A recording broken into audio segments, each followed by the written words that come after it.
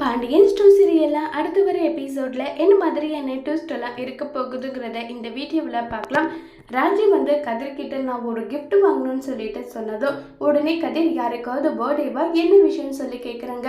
இல்லை அப்பத்தாவுக்கு பிறந்தநாள் வரப்போகுது ட்ராவல்ஸ்லேயே இன்வைட் பண்ணிட்டு போச்சு, உங்களால் கண்டிப்பாக வர முடியுமான்னு சொல்லிட்டு எல்லாரையும் கேட்டுட்ருக்க. கண்டிப்பாக நீங்கள் எல்லாருமே வரணும்னு சொல்லியிருக்க நல்லா சொல்கிறாங்க.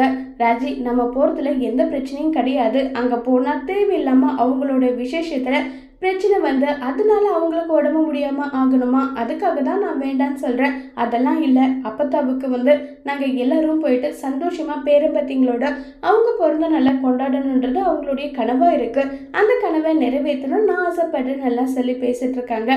இதை கேட்டதும் சரி, உன் அப்பத்தாவுக்கு உனக்கு என்ன பிடிக்கும்னு நினைக்கிறியோ அதை நீ வாங்கி கொடு. இல்லை கதிர், அது மட்டும் கிடையாது, நான் இந்த விஷயமா அத்தைக்கிட்டையும் பேசணும், அத்தையும் வரத்துக்கு ரொம்பவே சந்தோஷப்படுவாங்க, மாமாவும் அதுக்கு ஒத்துப்பாரு, இருந்தாலும் அந்த விஷயத்த நீ பேசணும்னு சொல்றாங்க. என்னது அப்பா கிட்ட நானா? என்னாலெல்லாம் பேச முடியாது, நீதான் அவரோட ஆசை மருமகளாச்சே, நீ பேசினாவே அவங்க ஒத்துப்பாங்கன்னு சொல்லிட்டு கதிர் சொல்றாங்க.